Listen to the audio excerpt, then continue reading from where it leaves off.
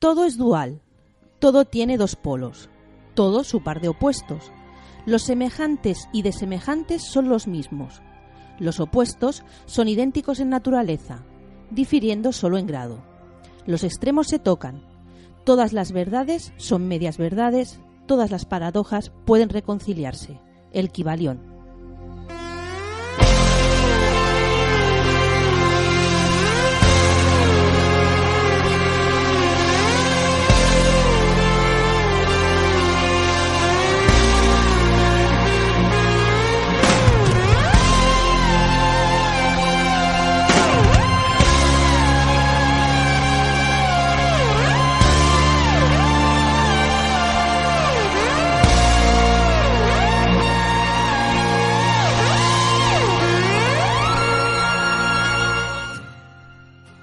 Hola, buenas tardes a todos y a todas a este nuevo programa de Ciudad 8 y doy también la bienvenida a mis compañeros de andadura, a Carlos y Baelia. Buenas tardes, Carlos, y buenas tardes, Baelia. Buenas tardes, Vanessa. Buenas tardes. Bueno, pues si os parece, vamos a empezar porque seguramente muchos de vosotros habréis reconocido la presentación. Se trata del texto del Kybalión que define el principio de polaridad, el cuarto de los 7 grandes principios herméticos. Por tanto, esta tarde la dedicaremos a analizar este principio de polaridad y lo haremos, como siempre, desde diferentes perspectivas. Antes de empezar, os he de confesar que el tema escogido para hoy era otro muy diferente y que seguro retomaré en otro momento. Pero a veces nos ocurren cosas en nuestra vida cotidiana que nos afectan de forma profunda e insospechada y en mi caso me han llevado, entre otras cosas, a este cambio. Así que, con vuestro permiso, decidí dejarme llevar por la intuición. Eso sí, no dudéis que se va a tratar de un programa a la altura que os merecéis. ¿Preparados todos? Pues vamos a ello. Bien, ¿y qué es la polaridad? Bueno, los 7 principios herméticos son 7 leyes universales enunciadas en el Kybalión y que, según sus autores, los misteriosos 3 iniciados, si somos capaces de entenderlos correctamente, nos darán la clave para abrir numerosas puertas internas que nos conducirán al conocimiento, al templo con mayúsculas, aunque también veremos que ese conocimiento no es exclusivo de los hermetistas. Concretamente, este principio de polaridad dice que todo tiene un par de opuestos, pero que esos dos opuestos en realidad son la misma cosa y que solo difieren entre sí por el grado. Para explicarlo, podríamos dar diversos ejemplos cotidianos que nos pueden ayudar a entenderlo un poco mejor. Por ejemplo, blanco y negro. En realidad son lo mismo, son colores, aunque extremos. Uno sería el resultado de la mezcla de todos los colores y el otro la ausencia total de color, habiendo entre ellos infinidad de grises. También existen el día y la noche, el frío y el calor, lo masculino y lo femenino, pero también las virtudes y los vicios. Es importante remarcar que no necesariamente uno de los polos sea bueno y el otro malo, aunque así lo parezca, sobre todo cuando hablamos de vicios y virtudes. Ambos son las dos caras de la misma moneda, opuestos y complementarios, y en definitiva se necesitan mutuamente. Otro ejemplo, los polos positivo y negativo, que son solo dos polaridades de la misma fuerza, y ambas son necesarias para que la fuerza pueda actuar. Si piensas en la electricidad, la corriente fluye entre los polos negativo y positivo. Sin esa diferencia no habría movimiento. Aunque todos los principios herméticos están más o menos relacionados entre sí, hay dos especialmente vinculados con la polaridad, hasta el punto que a veces será difícil separarlos entre ellos. Me refiero al principio de género y al principio de ritmo. El género está en todo. Todo tiene su principio masculino y femenino. El género se manifiesta en todos los planos. El Kybalión. Este principio nos dice que el género se manifiesta en todo. Los principios masculino y femenino están siempre presentes en todos los fenómenos y planos de nuestra vida. Y no confundamos el sexo hombre-mujer, no es más que una simple manifestación del género en un ámbito concreto del plano físico, el de la vida orgánica. La utilidad de esta polarización en dos géneros es la de crear, producir, o dicho de otro modo, generar. Por tanto, si unificamos, si por un lado todo tiene género para que exista creación, es evidente que todo tiene polaridad, y esa polaridad no es más que la manifestación extrema de la misma cosa. Ese principio masculino y femenino, los opuestos, existen en todas las expresiones de la vida, incluido el mundo físico, aunque en este caso a veces son fijados de forma que no se pueden variar, como en el caso del sexo. Por tanto, esa gradación existente entre las dos polaridades a veces nos es difícil de intuir. Todo fluye y refluye, todo asciende y desciende. La oscilación pendular se manifiesta en todas las cosas. La medida del movimiento hacia la derecha es la misma que el de la oscilación a la izquierda. El ritmo es la compensación. El Kybalión. Este es el principio de ritmo, el cual nos revela que en todo se manifiesta una oscilación, un movimiento de ida y vuelta como el de un péndulo, entre esos dos polos opuestos, uno masculino y otro femenino, establecidos en el principio de polaridad. La cuestión de opuestos polares no se reduce, como hemos dicho, a temas físicos y tangibles, sino que se extiende a mente, emociones, en resumen, a todos los planos de existencia. Las enseñanzas dicen que sentimientos como amor y odio son lo mismo, por difícil que nos parezca similar. Osho, en su libro Emociones, nos da otro ejemplo. Según él, la ira y la tristeza son lo mismo. La tristeza es la ira pasiva y la ira es la tristeza activa. Pero parece que estamos más sintonizados con lo pasivo y es más fácil entristecernos que colerizarnos. Pero si lo pensamos, es cierto que para una persona triste es muy difícil estar enfadada o viceversa. Bien, si analizamos un poco todo esto y extraemos las ideas principales, tenemos, por un lado, una unidad entre opuestos, o sea, dos antagónicos que supuestamente son lo mismo, pero además que esa unidad es dinámica, ya que estamos oscilando constantemente entre esos dos polos opuestos. ¿Cómo podemos visualizar todo esto? Vamos a intentar explicarlo mediante un ejemplo visual, concretamente un movimiento circular y su proyección. Imaginemos un círculo perfecto en una superficie plana, encima de una mesa, por ejemplo, y una bola dando vueltas siguiendo ese círculo, algo así como una bola en la ruleta de un casino. Si este movimiento lo proyectamos en una pantalla, es decir, como si pusiéramos una luz en un lado y observamos el dibujo que va realizando su sombra en la pantalla, veríamos un movimiento lineal, oscilando entre dos extremos. Aunque la bola se mueva de forma constante, en la proyección veremos que va más despacio a medida que llega al borde y después acelera de nuevo para ir más despacio al llegar al otro extremo, y así sucesivamente. Así podemos ver que aunque el movimiento es uno y circular, la polaridad en sí misma, nosotros lo percibimos como lineal, manifestado como una oscilación entre opuestos. Es lo mismo que ocurriría o que ocurre con el movimiento de los planetas en las órbitas espaciales. Cuando decimos que un planeta está retrógrado es porque tenemos la visión, según nuestra perspectiva en la Tierra, de que se mueve más lentamente, incluso que va en dirección contraria a la habitual, pero en realidad su órbita es circular y siempre en el mismo sentido. Por tanto, podemos decir que el movimiento real no solo aúna los opuestos, sino que estos son trascendidos. Vamos a ver ahora cómo se expresa la polaridad, dónde la podemos ver, cómo podemos vivirla. En principio, la polaridad, así también como el género o incluso el ritmo, se manifiesta en todos los ámbitos de nuestra vida, así como en los diferentes planos de existencia. Sin ir más lejos, las relaciones humanas son relaciones de polaridad, que se mueven entre la forma, que es la que determina el sexo de la persona en el mundo físico, y la fuerza relativa, que es la que va a determinar las polaridades masculinas o femeninas en los planos internos. Si tenemos en mente esto, podemos definir muchas líneas de polaridad. Amistad, que sería polaridad en niveles espirituales o mentales, todas las diferentes líneas que se dan dentro de la familia, hijos respecto a padres, tíos respecto a sobrinos, relaciones de hermandad, tanto de sangre o de hermandad entre miembros de un grupo esotérico, pero también existe esta relación entre profesor y pupilo o polaridad entre un grupo y un individuo, el líder con otros miembros. Observar que estas relaciones afectan a los diversos planos de los seres humanos. Esta acción de polaridad puede verse claramente en los dos aspectos de la mente que funciona como abstracta y como concreta. Existe una reacción estimulante que se produce mutuamente. Nuestra mente va a responder a otra mente con inspiración, por ejemplo. También en los planos emocionales existe la polaridad y el género.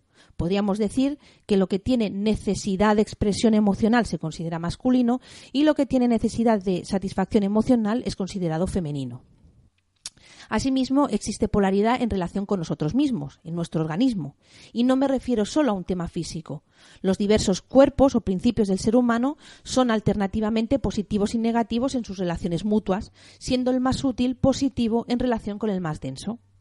Cada cuerpo de la serie está, pues, controlado por el inmediato superior y tiene que esperar el estímulo de este cuerpo sutil antes de poder funcionar. También podemos hablar de polaridad en los elementos, en tanto que son simbología de aspectos humanos en todos sus planos, y un largo etcétera.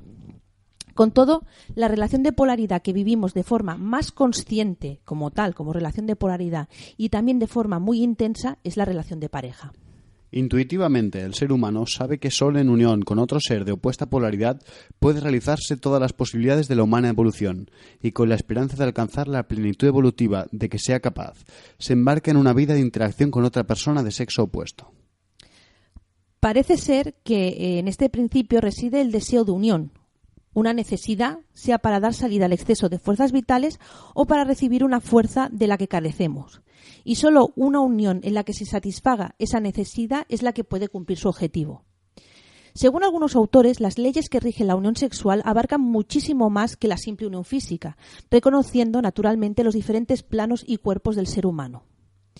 Dice Dion Fortune en su libro Amor y sexo según el ocultismo: la unión física, cuando existe deseo mutuo, dará armonía y equilibrio a su sistema nervioso. El amor unirá los deseos y aspiraciones en uno y enlazará ambas personalidades. La adquisición de un fondo de conocimiento común hará la camaradería y la amistad más y más estrechos. Las creencias en similares conceptos y principios dirigirán sus vidas por los mismos cauces, y los fines y objetivos espirituales completarán su unión hasta que, habiendo alcanzado la conciencia el nivel del espíritu puro, este gran amor de dos almas ultrapasará todas las limitaciones y absorberá el universo entero en su unión. Cuando se logra esto, dicen los filósofos esotéricos, se ha aplicado a la evolución del mundo físico el más grande impulso que es posible lograr. Estos dos, unidos así en todos los planos, entran en la luz y de ella no salen más, como individuos separados, sino que se convierten en un solo individuo con una doble naturaleza, completa en sí misma y realizable por sí misma. Esos seres, sin embargo, han pasado más allá del orden de nuestra vida y ya no son más reconocibles mediante los sentidos. Cada vez que nos ponemos en contacto íntimo con un alma, como se hace durante la unión sexual, se crea un vínculo kármico, quedando existente cierta relación entre ambos durante un tiempo considerable después de ella. Por lo tanto, no está de más preguntarse seriamente en qué condiciones estamos creando vínculo o relación con la otra persona al buscar una unión con ella. Deberíamos ser capaces de ver las fuerzas vitales funcionando en polaridad en cada plano de existencia, siendo tan sagradas cuando operan en los planos elevados como en los planes inferiores. Siento ser yo quien os lo diga, pero parece ser que el aquí te pillo, aquí te mato es más serio de lo que parece. Bueno, y después de esta introducción al tema, vamos a explorar en diferentes tradiciones para saber su punto de vista, incluso qué peculiaridades podemos entrever en cada una de ellas. Empezaremos por las tradiciones esotéricas occidentales, las cuales coinciden en darle una gran importancia a la polaridad. Según nos dicen estas enseñanzas, para el sostenimiento de la vida basta con una fuerza única, pero para cualquier forma de creación son necesarias dos fuerzas, una dinámica y actuante y otra inertemente potencial. La fuerza positiva o masculina es la estimuladora y la fuerza negativa o femenina es la que realiza el trabajo de la creación bajo la influencia del estimulador masculino, quedando nuevamente impotente una vez que el impulso se agota. Un ejemplo que me parece muy bonito es el de la música. La fuerza femenina es la resistencia que hace las cuerdas de una guitarra y la mano que las toca es la fuerza activa masculina, pero ambas son necesarias para la melodía. Donde quiera que se encuentre esta acción trabajando, podemos considerar que se trata de una relación sexual, sea del reino mineral o del mundo mental. El espíritu y la materia no son más que polos de las mismas cosas, siendo los planos intermediarios cuestión de grados vibratorios meramente. El todo y los muchos son los mismos, residiendo la diferencia solamente en el grado de manifestación mental. De manera, pues, que la ley y las leyes son los dos polos de una sola y misma cosa. E igual sucede con el principio y los principios, con la mente infinita y la mente finita. El Kybalión. ¿El espíritu y la materia son la misma cosa? Las enseñanzas herméticas dicen que en realidad no hay diferencia entre cosas aparentemente opuestas, que solo es cuestión de grado. Cuesta de ver. A esto debemos añadir que en general los extremos no son absolutos. Por ejemplo, bueno y malo no son cosas absolutas, A un extremo lo llamamos el bien y al otro el mal, pero también es relativo. Una cosa es menos buena que la que le es superior en la escala, pero esa es a su vez mejor que la siguiente. Este esquema lo podemos aplicar también a los sentimientos y a las pasiones. Según las enseñanzas herméticas, el amor y el odio, que son considerados como diametralmente opuestos, encontraremos que no existe un amor absoluto o un odio absoluto. De hecho, no se diferencian, son diferentes grados de la misma cosa. En este punto he de reconocer que yo personalmente discrepo.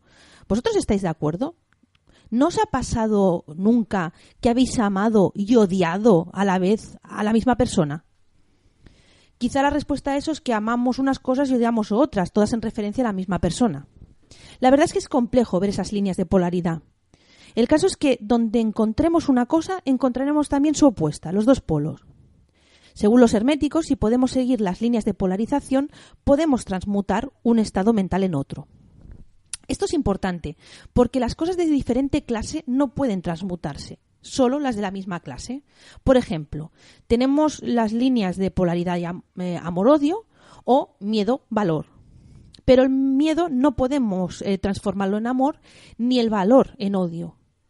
Los estados mentales pertenecen a innumerables clases, cada una de las cuales tienen sus polos opuestos, a lo largo de los cuales es posible esta transmutación.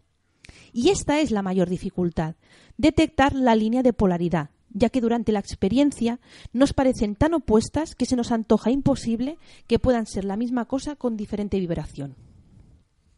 Evidentemente, tanto los estados mentales como los fenómenos del plano físico, los dos polos pueden ser clasificados como positivo y negativo. Podríamos decir que el amor es positivo respecto al odio, el valor respecto al miedo o la actividad respecto a la inercia. Bien, otro ejemplo de la importancia de la polaridad para los ocultistas lo tenemos en el libro Iniciación humana y solar de Alice Bailey. En él nos dice que los tres misterios del sistema solar son estos.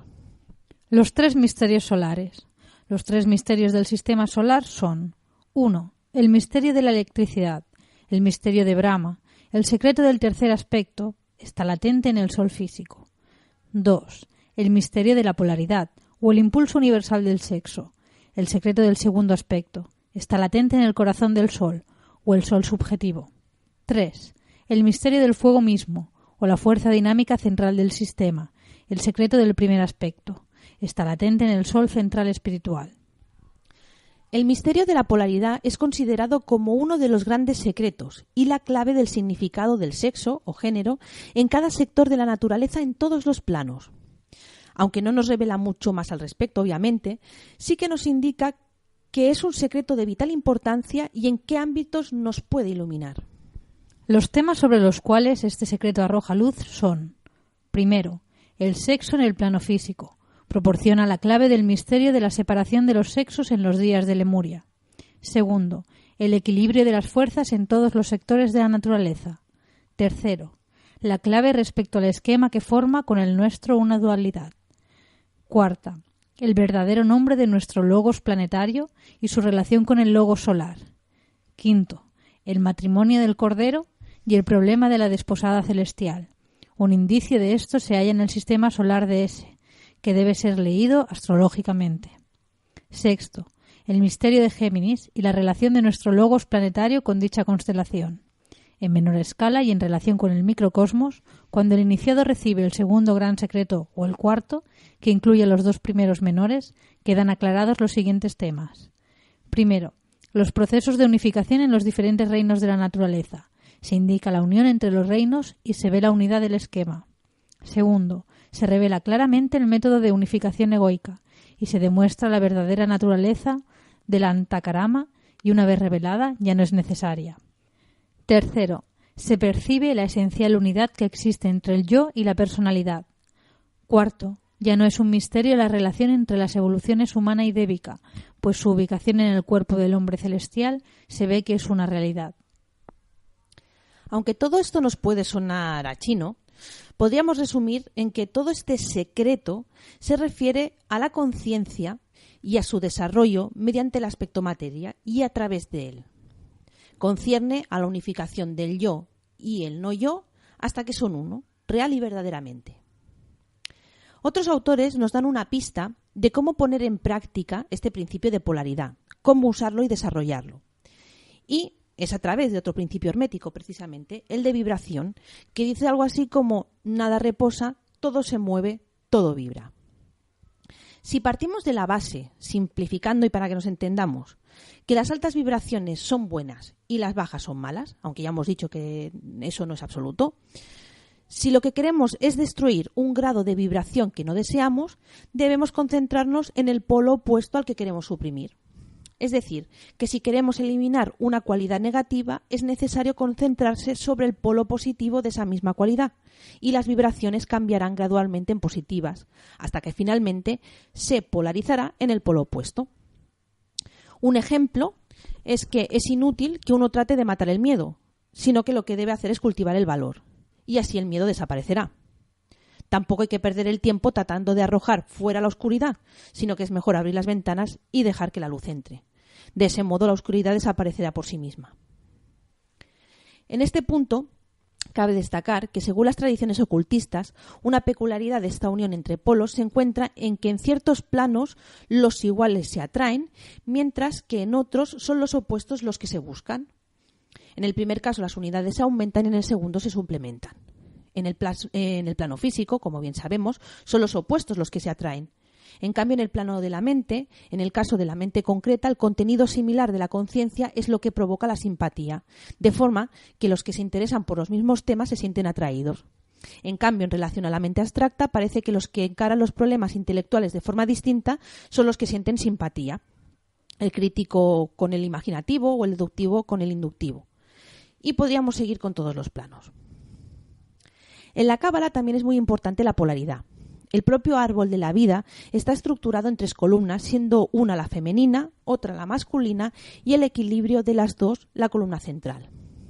Jochma es la sefirá que está a la cabeza del pilar positivo, de naturaleza masculina, y Biná a la cabeza del negativo, en femenino. De cada una de las emanaciones, por tanto, tenemos su contraria. No es posible entender a una sefirá de una de las columnas sin considerar a su compañera. Para explicar la polaridad en su sentido más abstracto, nos centraremos en el triángulo superno formado por Biná, Jochma y Keter. Jochma, como hemos dicho, masculino, es la energía que va siempre hacia adelante, dinámica. Es una sefira estimuladora, un torrente de energía que necesita concreción porque si no se pierde, se disipa irremediablemente. Biná es la primera sefira estabilizadora, organizadora, en contraposición a Jochma. Es la forma que requiere la energía saliente de Jochma para poder manifestarse. Representaría la madre superior, la matriz. En estas dos sefirot tenemos positivo y negativo arquetípicos, masculino y femenino primordiales. Pero antes hemos hecho referencia a un triángulo, nos falta Keter, que se sitúa teóricamente por encima y en medio de las dos anteriores formando un triángulo, siendo esta sefirá el frente de la columna media del equilibrio. Representaría el primer manifiesto y no tiene forma ni fuerza, sino que éstas emanan de él, siendo solo ser puro. Podríamos definirlo como la manifestación de Dios más cercana a nosotros. Esto nos debe hacer reflexionar sobre el hecho que intuitivamente la polaridad puede ser en dos sentidos, es decir, horizontal y vertical. Esto quiere decir que puede expresarse entre Biná y Jochma, traduciéndose esta en un despertar sexual, pero también puede ser vertical, representando un despertar de conciencia y de contacto con el plano interno. A este respecto, Dios es considerado el gran andrógino. Podríamos decir que es masculino y femenino a la vez, pero nos quedaríamos cortos, porque trasciende estos conceptos. Lo que sí que parece más claro es que respecto a los humanos, la deidad es masculina, ya que él actúa sobre nosotros, es el creador, pero claro, eso no quiere decir que sea un hombre. En el libro Dogma y Ritual de la Alta Magia, de Eliphas Levi, también se hace referencia a la polaridad, desde su particular punto de vista. Pero, siguiendo el hilo de los cabalistas, según él, el universo está contrabalanceado por dos fuerzas que lo mantienen en equilibrio. Una fuerza que atrae y otra que repele. Ambas en conjunción son muy productivas, ya que, según él, en física producen el equilibrio, en filosofía la crítica y en religión la revelación progresiva. La moral que resulta de la revelación está fundada en el antagonismo, que es la consecuencia del binario. El hombre, como dice él, aunque no sabe nada, está llamado a conocerlo todo. Ahora bien, el conocimiento supone el binario. ¿Qué es la sabiduría? Es la conciliación y la unión de dos principios. Es la dulzura de Abel dirigiendo la energía de Caín. Es el hombre siguiendo las dulces inspiraciones de la mujer. Es el vicio vencido por el legítimo matrimonio. Es la energía revolucionaria dulcificada y domada por las suavidades del orden y de la paz. Es el orgullo sometido al amor.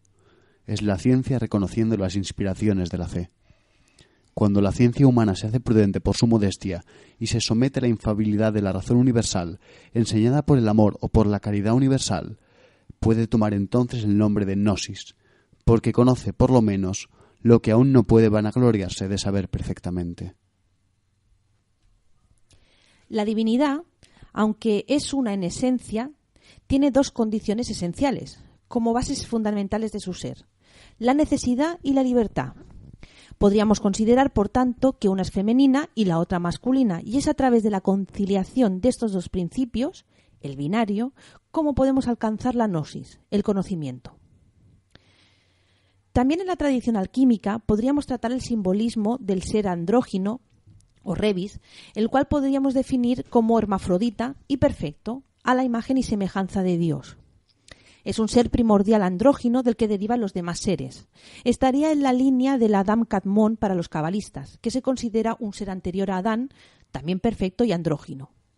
Desde el punto de vista de la alquimia, esa atracción que sufrimos por nuestro complemento en vías de recuperar ese androginismo es algo natural. También tenemos el ejemplo del mutus liber, en el que podemos ver que las diferentes operaciones ilustradas son siempre realizadas por un hombre y una mujer. Según los especialistas, esto simbolizan las dos naturalezas, femenina y masculina, del ser humano. A este respecto yo tengo mis dudas, ya que se observa claramente cómo la mujer no es una simple observadora pasiva, sino que está remangada igual que él trabajando, es activa, por lo que se podría interpretar como que no es una tarea para un hombre solo. Además, para acabar el libro nos da la siguiente conclusión: oculatus avis, algo así como te vas clarividente. Está claro que, además de conseguir la piedra filosofal, que no es poco, es a través del trabajo con nuestro opuesto sexual con lo que podemos conseguir ser más clarividentes, más sabios en definitiva. También incluso podríamos reflexionar sobre el siguiente comentario de Platón. En otro tiempo la naturaleza humana era muy diferente de lo que es hoy. Primero había 3 clases de hombres, los 2 sexos que hoy existen y uno tercero, compuesto de estos 2, el cual ha desaparecido conservándose solo el nombre. Este animal formaba una especie particular y se llamaba andrógino, porque reunía el sexo masculino y el femenino, pero ya no existe y su nombre está en descrédito. Podríamos buscar más indicios sobre cómo funciona la polaridad según las diferentes tradiciones esotéricas, pero ha llegado el momento de cambiar de tercio.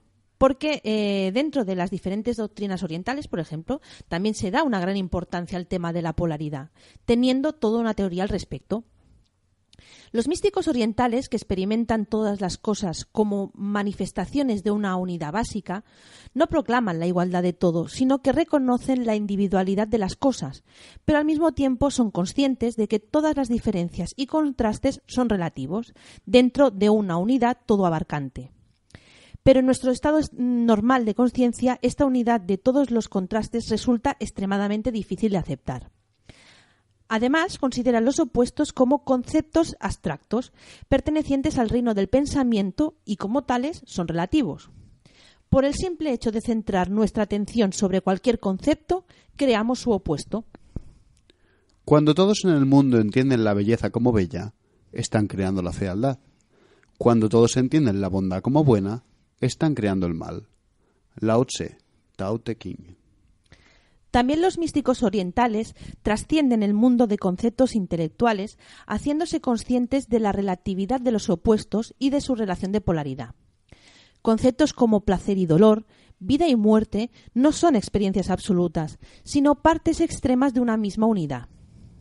En las tradiciones espirituales de Oriente, llegar a esta conciencia de que todos los opuestos son polares y, por tanto, una sola unidad, es una de las más elevadas metas del hombre. Mora en la eterna verdad más allá de los opuestos terrenos. Es el consejo, de Krishna en el Bhagavad Gita. En el libro La esencia del budismo, el autor Suzuki dice: la idea fundamental del budismo es trascender el mundo de los opuestos, mundo construido con distinciones intelectuales y corrupciones emocionales, y llegar a realizar el mundo espiritual de la no diferenciación, que implica alcanzar un punto de vista absoluto.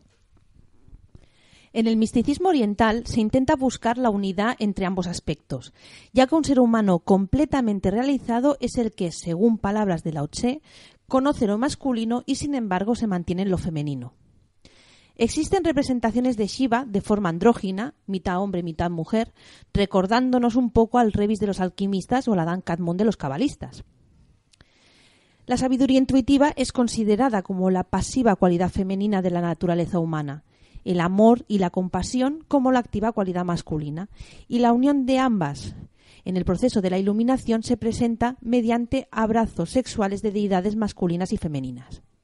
Los místicos orientales afirman que tal unión de los aspectos masculino y femenino de nuestro ser solo puede ser experimentada en un plano de conciencia más elevado, donde el reino del pensamiento y del lenguaje es trascendido y en el cual todos los opuestos aparecen como una unidad dinámica.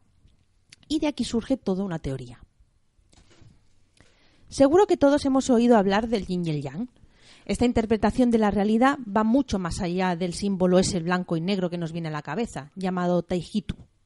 Según los orientales, puesto que todos los opuestos son interdependientes, su conflicto nunca podrá terminar con la victoria total de una de las partes, sino que será una manifestación de la interacción entre ambos.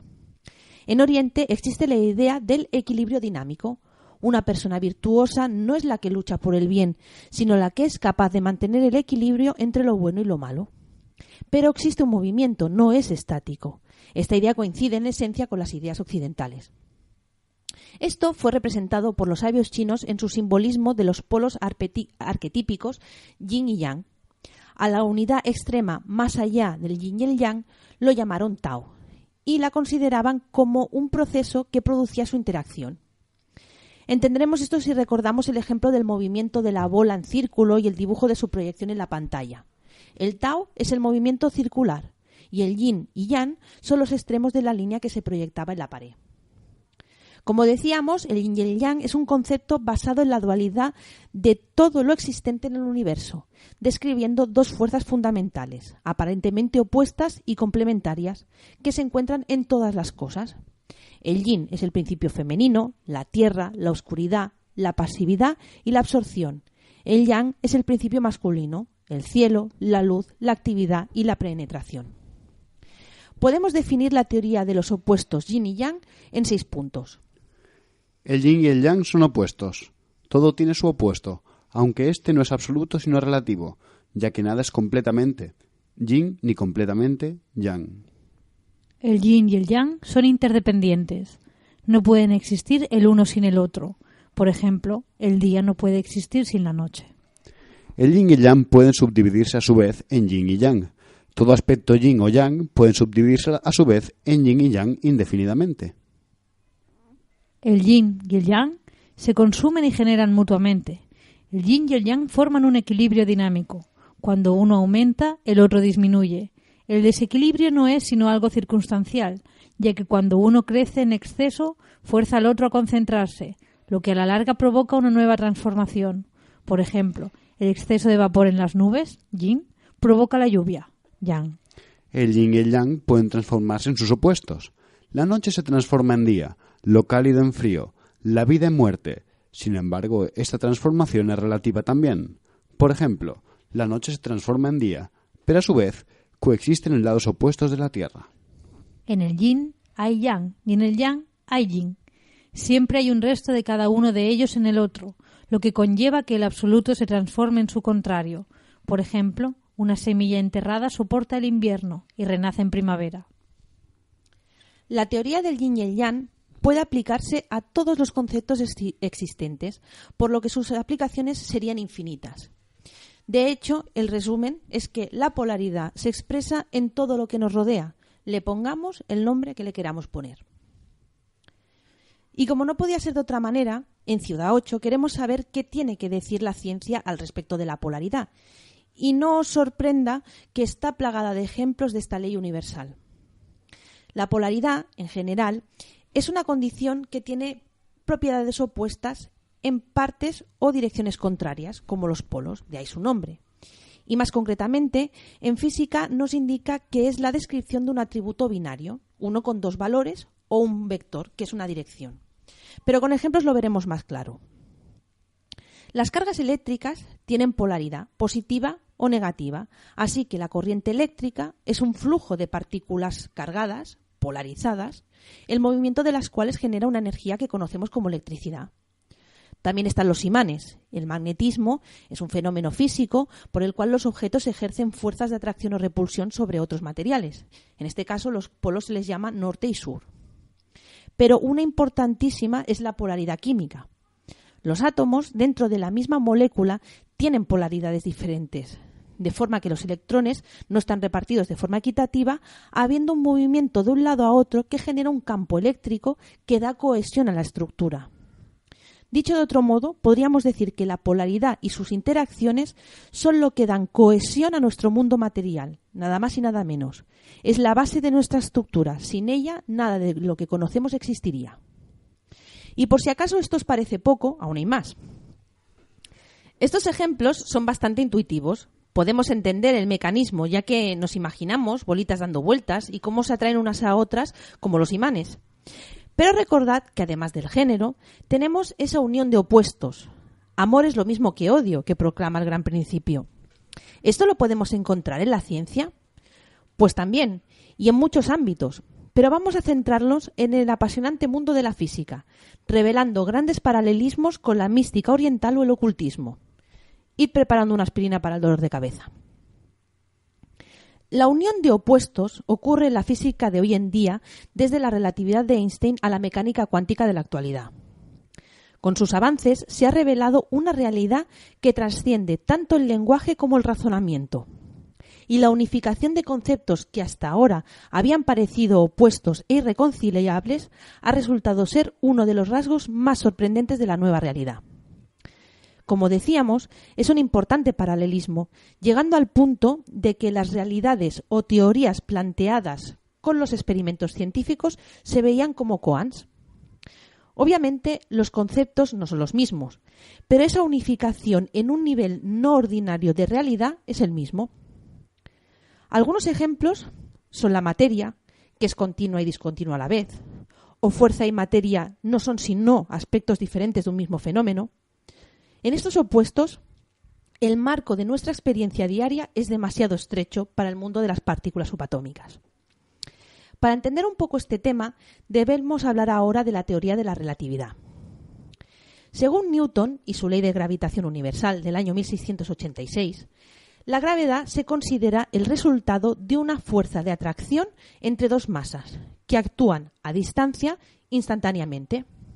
Y realmente es así como la percibimos en nuestra vida cotidiana. Lo vemos claramente cuando se nos cae la tostada al suelo. Y siempre por el lado de la mantequilla. Pero esto es la ley de Murphy, ¿eh? Esto es otra que ahora no viene al caso.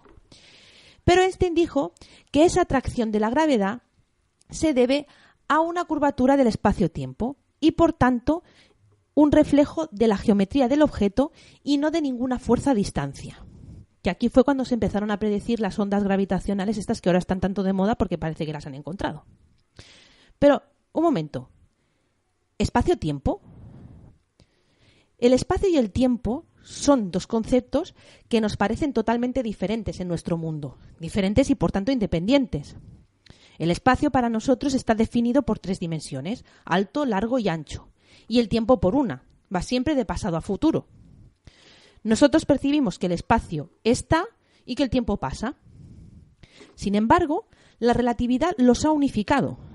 Son expresiones de la misma cosa, del mismo modo que el Kybalión anuncia que amor y odio son lo mismo. Por cierto, también en la física, esta unificación tiene lugar en un plano más elevado, en este caso, en una dimensión más alta. Y al igual que lo experimentado por los místicos, se trata de una unidad dinámica, pues la realidad relativista espacio-temporal es una realidad intrínsecamente dinámica, donde los objetos son también procesos y todas las formas no son sino patrones dinámicos. ¿Nos resulta familiar?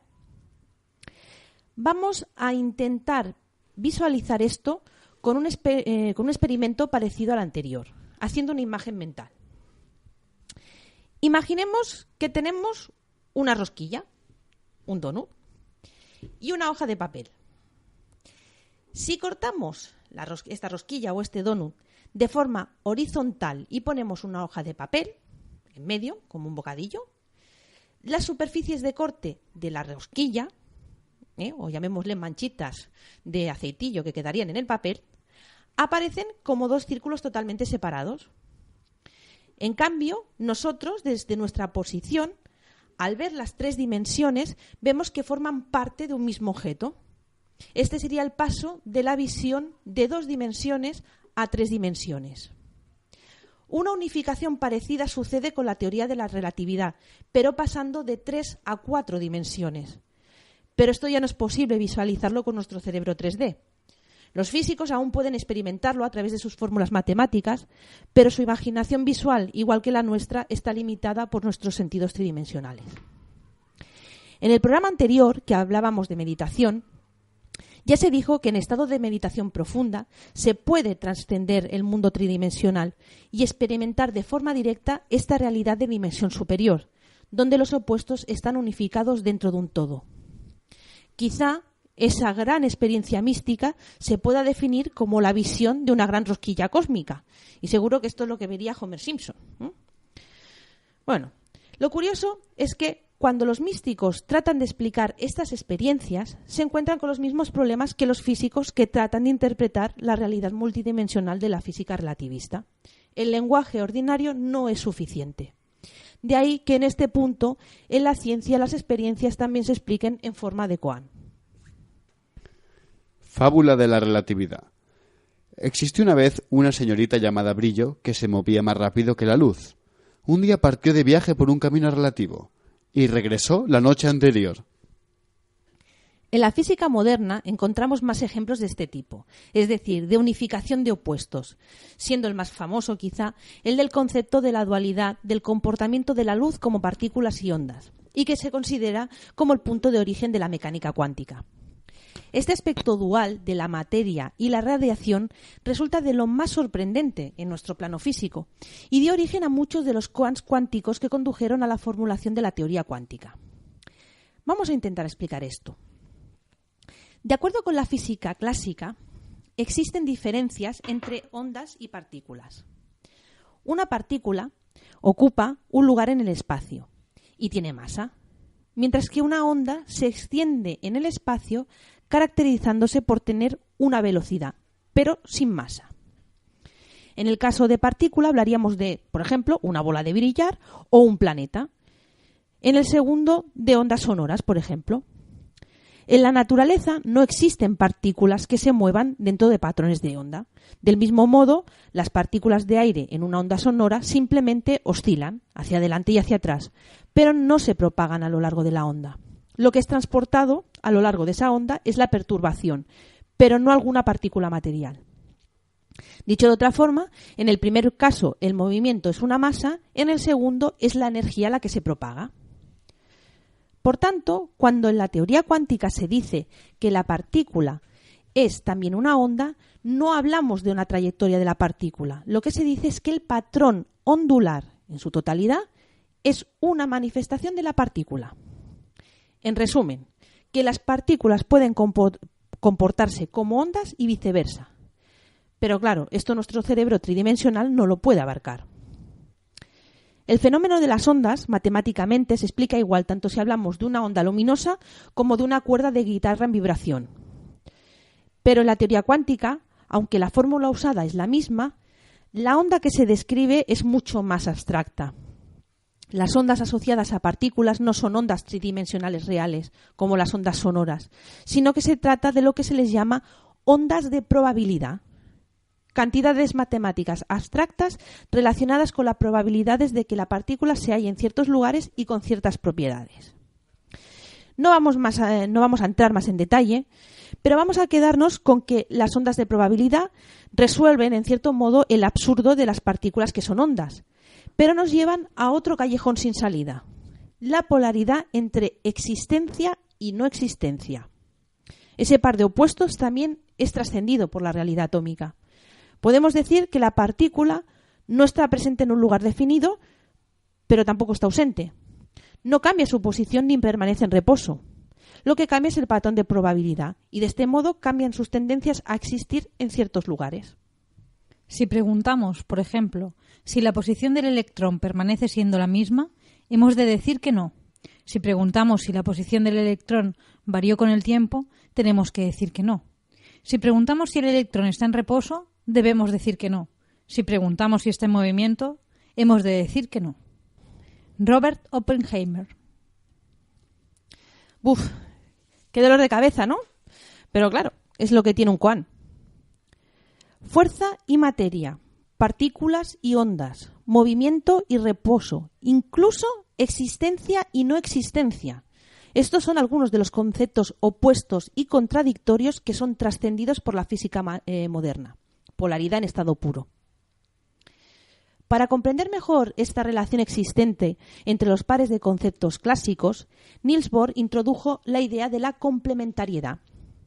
Consideró la idea de partícula y onda como dos descripciones complementarias de la misma realidad, siendo cada una de ellas solo parcialmente correcta y teniendo una gama limitada de aplicación. Podríamos decir que le cambió el nombre a la polaridad. Niels Bohr, que fue premio Nobel de Física en el año 1922, era el que se llevaba los famosos debates con Einstein en la época de la formulación de la teoría de la relatividad. La incipiente teoría cuántica llevaba a pensar que el universo se fundamenta en el azar desde su nivel subatómico, y Einstein era reacio a esta interpretación, aunque luego se ha estado viendo que no exactamente es así. Era ahí cuando Einstein pronunciaba su famosa frase de «Dios no juega a los dados con el universo», a lo que Bohr le contestaba algo así como «deja de decirle a Dios cómo usar sus dados». Interesante el hecho de que dos de las grandes mentes del siglo pasado y de casi podríamos decir de todos los tiempos discutan sobre los quehaceres diarios de Dios. Bueno, la cuestión es que este concepto de complementariedad ha llegado a constituir una parte esencial del pensamiento de los físicos sobre la naturaleza. Bohr conocía el paralelismo existente entre su concepto de complementariedad y el pensamiento chino, el concepto de yin y yang.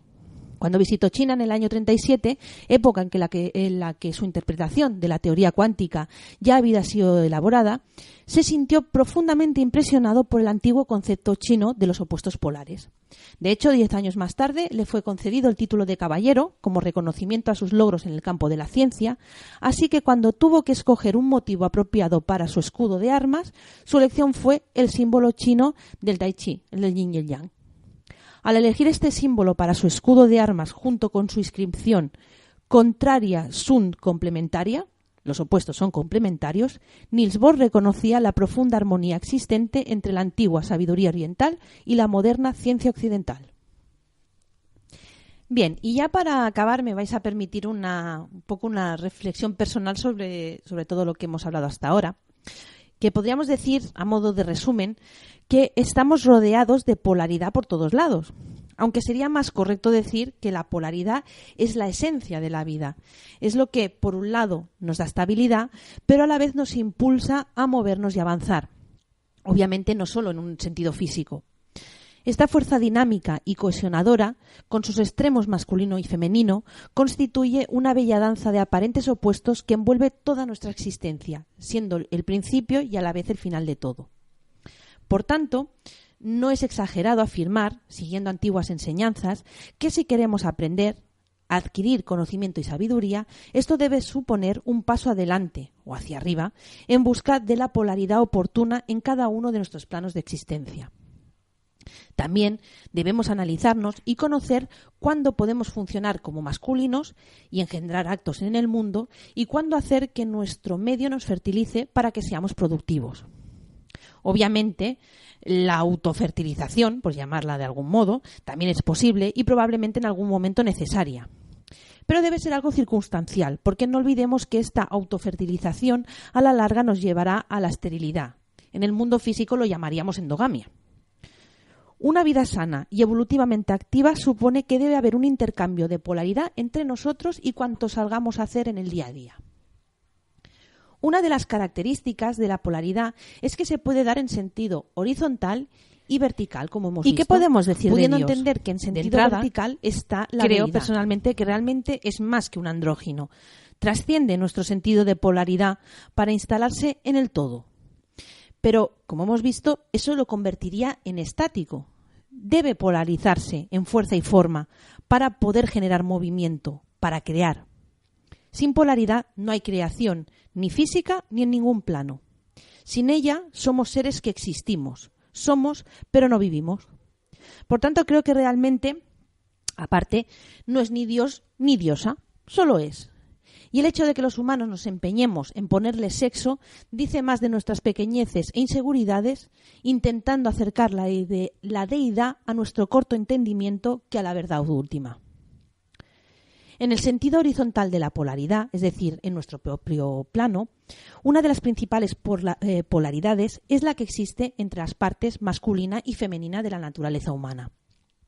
Muchos se pueden sentir incómodos con esta polaridad existente en nosotros mismos y por eso tendemos a destacar uno de los polos, generalmente el relacionado con nuestro género. Nuestra sociedad ha establecido un orden estático, en lugar de reconocer que la personalidad de cada hombre o mujer es el resultado de una interacción entre sus elementos femeninos y masculinos. Aquí, todos los hombres son masculinos y todas las mujeres son femeninas, con el agravante de que la sociedad occidental ha favorecido tradicionalmente al lado masculino más que al femenino. Se ha sobrevalorado la actividad, el pensamiento racional, la competencia, la agresividad, y así sucesivamente. En cambio, los modos de conciencia que se podrían describir como intuitivo, religioso, místico, oculto o psíquico han sido constantemente suprimidos. Pero aquí se nos presenta la primera encrucijada. Si nuestra meta debe ser alcanzar el equilibrio, la conjugación de opuestos, debemos movernos y oscilar respecto a ese equilibrio. Sin movimiento no hay avance. Y no olvidar que el ritmo, esa oscilación, es la base de la vida, pero no un firme progreso hacia adelante. De nuevo una paradoja. Debemos buscar el desequilibrio para alcanzar el equilibrio definitivo, aunque éste sea en realidad dinámico, no estático. Debemos tener estímulo si hemos de crear algo, incluso una vida útil bien vivida, y ese estímulo lo da la polaridad contraria. Las enseñanzas nos dicen que la polaridad nos lleva a la sabiduría y esa polaridad se puede vivir de varias formas. Si queremos aprender, leemos libros, nos informamos o podemos vivir con la familia o la pareja. Obvio, es mucho más cómodo no hacerlo, porque esas cosas, si las queremos trabajar, nos dan la lata. Nos obligan a abrir nuestra mente y a salir de nuestra zona de confort. ¡Qué pereza! Con lo bien que se está viendo la tele, ¿no? ¿O para qué voy a echarme novios si hago lo que me da la gana? Decía Einstein que la mente que se abre a una nueva idea jamás regresa a su tamaño original. Hagamos, pues, crecer nuestra mente con nuevas ideas o, mejor aún, con nueva sabiduría. Esa sabiduría nos va a transformar, nos va a mejorar, pero para transformarnos necesitamos valor. Hay que intentar ser un poco más recto y más valeroso cada día y enfrentarse a uno mismo con una sonrisa, no dejarnos intimidar por nuestros demonios. No podemos permitirnos el lujo de acomodarnos con lo que ya tenemos conseguido más del tiempo estrictamente necesario. Siempre hay que dar un nuevo paso adelante y no olvidar que nuestra forma de hacer las cosas también influye en lo que tenemos alrededor. Y un recordatorio para los que se crean maestros de polaridad. Si estamos aquí es porque aún nos quedan cosas por aprender, porque en el plano material, en la carne, no existe el andrógino.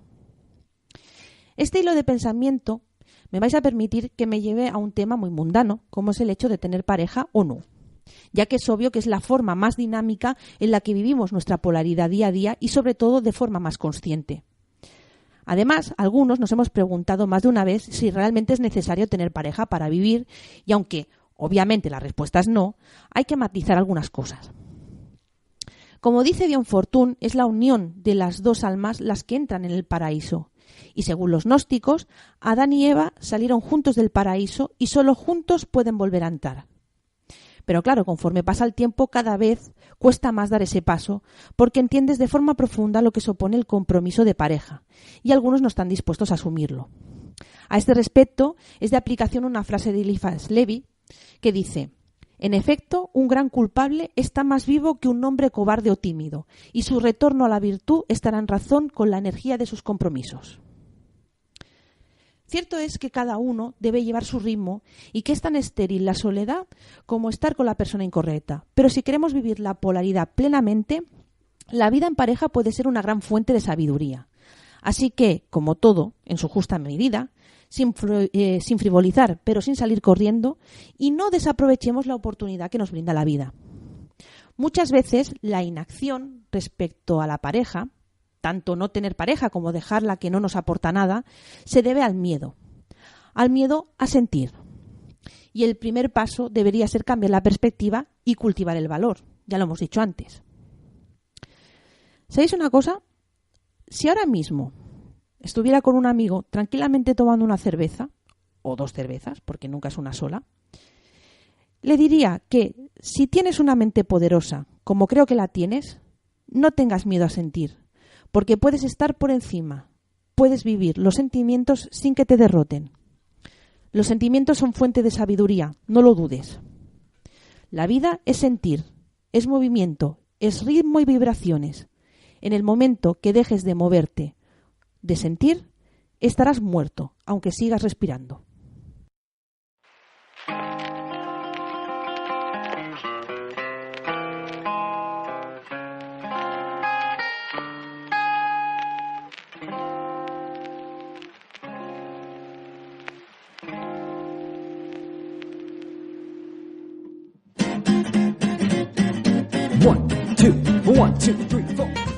Bueno, y aquí termina nuestra misión de hoy. Vanessa, muchísimas gracias. Esperamos, como no, que nuestro programa sea de vuestro agrado a los oyentes, porque hoy ha sido intenso, ¿eh? Hoy ha sido de aspirina, ¿eh?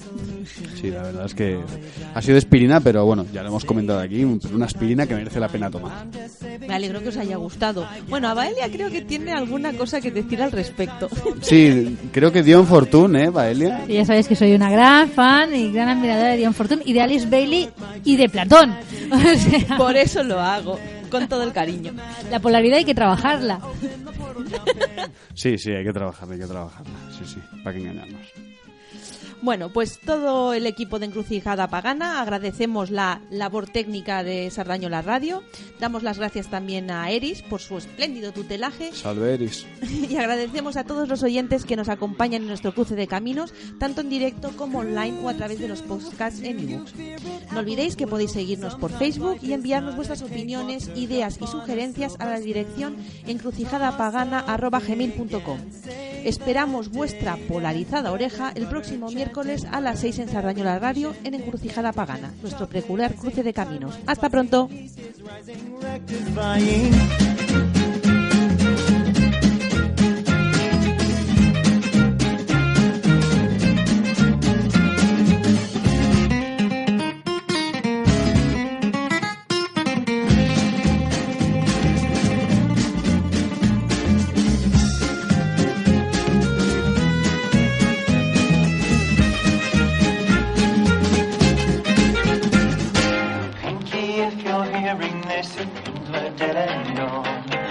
Don't bake a portal, just accept it and move on. My cauldron is preheated and I've got you in my thrall. Let's beat these yoke and save my folk by baking the fourth wall. Watch as I work my gypsy magic, see pony tears and provolone. God help this outcast with her witchcraft, someday I'm gonna go home. Someday